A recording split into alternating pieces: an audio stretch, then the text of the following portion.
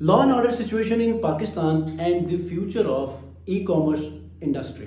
पाकिस्तान के जो हालात चल रहे हैं, हर महीने कोई एक नई सिचुएशन क्रिएट हो जाती है जिसकी वजह से ये जो ई कॉमर्स इंडस्ट्री है ये बुरी तरह इफेक्ट हो जाती है। अब मैं थोड़ा सा रिसर्च कर रहा था तो मुझे पता चला कि दुनिया में 142 कंट्रीज हैं और Pakistan law and order situation के हिसाब से 140th नंबर पर है। मतलब नीचे से अगर हम देखें तो थर्ड पोजीशन के ऊपर लॉ एंड ऑर्डर सिचुएशन की वजह से है। तो इस वीडियो में मैं आपको, अगर आप ई कॉमर्स बिजनेस प्लान कर रहे हैं या फिर आप एक ई कॉमर्स बिजनेस कर रहे हैं तो कुछ सजेशंस भी आपको दूंगा।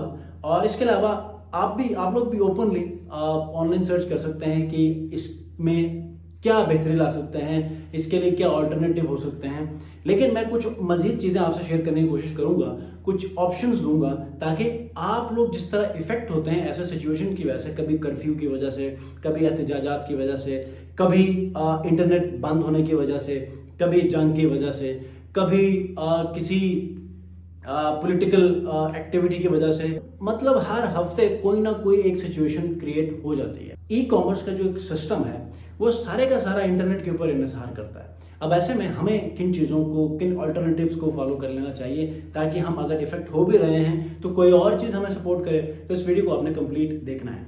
अस्सलाम वालेकुम व्यूअर्स, मैं हूं सलीम रजा हैकल। आप तमाम व्यूअर्स को डिजिटल हैकल यूट्यूब चैनल के ऊपर वेलकम करता हूं। Pakistan law and order situation की वजह से पिछले कई महीनों से बुरे हालात का शिकार है, आप ये कह सकते हैं। क्योंकि मैं भी एक रिपोर्ट पढ़ रहा था तो 140th लेवल के ऊपर है लॉ एंड ऑर्डर सिचुएशन में, नीचे से थर्ड 142 कंट्रीज हैं। तो हमें जो भी ई कॉमर्स बिजनेस कर रहे हैं कौन से ऐसे ऑल्टरनेटिव्स को अपना लेने चाहिए कि जिसकी वजह से हम कम इफेक्ट हों। अब इफेक्ट हो तो रहे हैं लेकिन कुछ ऐसे इक़दाम उठाएं कि जिसकी वजह से हम कम इफेक्ट हों। ठीक है, तो इसमें हम क्या कर सकते हैं?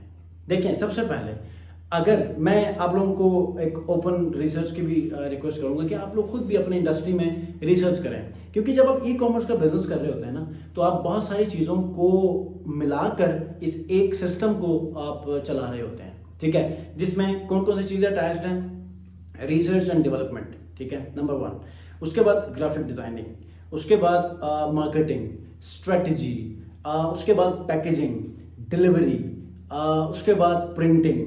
मतलब कि ये एक ऐसी फील्ड है ई कॉमर्स कि जिसमें आप मल्टीपल चीज़ों को जोड़कर एक बिजनेस रन कर रहे होते हैं। अब इसमें ना आपको बहुत अच्छा एक्सपीरियंस होता है इन तमाम डोमेन्स का।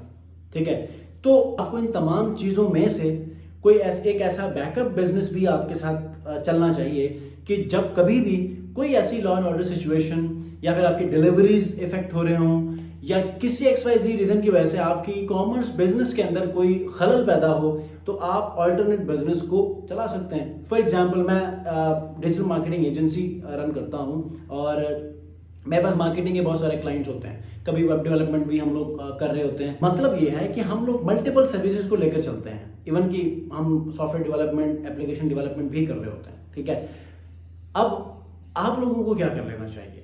ई कॉमर्स बिजनेस कर रहे हैं, कुछ दिनों में हमने ये देखा कि यार आपका बिजनेस ही ठप हो रहा है। फॉर एग्जांपल, इस्लामाबाद पिंडी के अंदर एक एहतजाज की कॉल दे दी, गवर्नमेंट ने सारे कंटेनर लगा दिए हैं, इंटरनेट भी बंद कर दिया है, तो आपके ऑर्डर्स भी इफेक्ट होंगे, आपके मार्केटिंग के पैसे भी ज़ाया होंगे। जो ऑर्डर आए थे वो कैंसिल होने की वजह से एक्स्ट्रा पेमेंट भी आपको पे करनी पड़ेगी और उसके बाद आपके डिलीवरीज भी लेट हो चुके होंगे। तो आपने इस सिचुएशन को कबल वक्त डील करना है। इससे फ़ायदा ये होगा कि आप लोग मार्केटिंग रोक देंगे, आप लोग डिलीवरीज आप आगे नहीं भेजेंगे और मल्टीपल ऐसे जो अल्टरनेटिव्स हैं जिसकी वजह से आप अपने बिजनेस को बड़े नुकसान से बचा सकते हैं। लेकिन अगर ये एकदम से कोई सिचुएशन क्रिएट हो जाती है तो आपको क्या कर लेना चाहिए? एक बैकअप बिजनेस प्लान कर लेना चाहिए। एक बैकअप बिजनेस के अंदर आप लोग फ्रीलांसिंग कर सकते हैं, आप लोग पैकेजिंग कर सकते हैं, आप लोग प्रिंटिंग कर सकते हैं, आप लोग मार्केटिंग की सर्विसेज बेच सकते हैं, क्योंकि आप लोगों को डिफरेंट स्ट्रेटजीज इंप्लीमेंट करके अपने ही ई कॉमर्स बिजनेस में आपके पास बहुत अच्छे केस स्टडीज भी हैं। तो आप इंटरनेशनली आप अपने मार्केटिंग की सर्विसेज बेच सकते हैं। जब कभी भी ऐसा मौका आता है तो कम से कम ये चीज़ें आपको बहुत अच्छे वे में सपोर्ट कर रही हों। देखें, फॉर एग्जांपल, आप अपने आप को नुकसान से बचा लेते हैं, रेयर केसेस की बात कर रहा हूँ, लेकिन इन दिनों में आपका बिजनेस कोई इनकम नहीं आ रही, तो कोई होना चाहिए कि जिसकी वजह से आपको इनकम का ये जो सिस्टम है, ये जो फ्लो है, ये ब्रेक नहीं होना चाहिए। तो दूसरा जो अल्टरनेटिव बिजनेस मॉडल होगा वो आपको हेल्प करेगा। अब वो हेल्प कैसे करेगा, आपको मैंने लिस्ट कर दिया। आप लोग फ्रीलांसिंग करें, आप लोग प्रोजेक्ट्स लें, लोकली प्रोजेक्ट्स लें, उनके ऊपर वर्किंग करें। आप लोग किसी फिजिकली कोई ऐसा पैकेजिंग का बिजनेस शुरू कर लें, प्रिंटिंग का बिजनेस शुरू कर लें, शर्ट्स के ऊपर आजकल प्रिंटिंग होती है वो कर लें, ठीक है। छोटे पैमाने के ऊपर, बड़े लेवल के ऊपर आप लोग फिर से एक प्रिंटिंग प्रेस आप लोग बना सकते हैं, ठीक है। मार्केटिंग एजेंसी बना सकते हैं आप। इसी तरह कोई और सर्विसेज बेच सकते हैं जिसकी वजह से एटलीस्ट आपका जो ई कॉमर्स का जो मसला है ये आपको जो है वो काफी हद तक मैनेज हो सके। अब पिछले 2 महीनों से अगर आप देखें ना, तो पाकिस्तान का जो ई कॉमर्स इंडस्ट्री वो बुरी तरह मुतासर है। सैलाब की वजह से एक मसला आया, उसके बाद एहतजाजात की वजह से एक मसला आया, फिर इंटरनेट की वजह से एक मसला आया, फिर उसके बाद दोबारा से इंटरनेट का एक मसला हुआ, उसके बाद फिर पाकिस्तान को ब्लॉक कर दिया गया एहतजाजात की वजह से। मतलब कि इस वक्त तक पाकिस्तान की जो ई कॉमर्स इंडस्ट्री है वो अब तक स्टेबल नहीं हो पाई, आपके डिलीवरीज इफेक्ट हो रहे हैं। तो हमें क्या कर लेना चाहिए, अल्टरनेटिव बिजनेस मॉडल्स अडॉप्ट कर लेने चाहिए और उनके ऊपर वर्किंग करना है। टीम आपके पास मौजूद है, एक बंदे को आप लगाएंगे एक काम के ऊपर, तो एटलीस्ट 1 महीने में तो आपका वो सिस्टम सेट करेगा, तो उसके बाद प्रॉपरली आप उसकी भी सर्विसेज देना शुरू कर दें, ठीक है। तो alternate businesses e commerce industry वालों के लिए बहुत ही जरूरी है। वो कि बहुत सारे लोग कर रहे होंगे, लेकिन फिर भी बहुत सारे लोग क्या करते हैं, जज्बाती अंदाज में ई कॉमर्स का बिजनेस शुरू कर लेते हैं, सिचुएशन का नहीं पता होता, वो फेल होंगे अपने ही उस काम के दौरान में ही, जबकि उसके बाद भी बड़े ऐसे मराहिल हैं, ऐसे इम्तिहानात हैं जिसमें उन्होंने अपने आप को पास करना है।